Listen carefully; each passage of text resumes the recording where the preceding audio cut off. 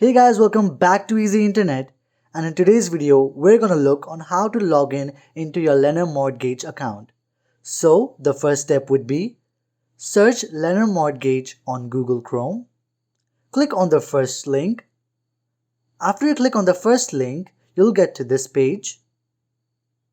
Once you get to this page, you simply have to click on Login on the top right corner. Once you click on Login, you need to click on Manage your loan application. Once you click on it, you'll get redirected to this page. Click on Continue. Once you click on Continue, this tab will open and you need to put in your login credentials like your username and password.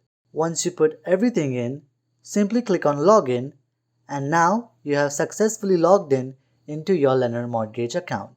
I hope this video helps you. Do like, share and subscribe to Easy Internet for more such videos. Thanks for watching.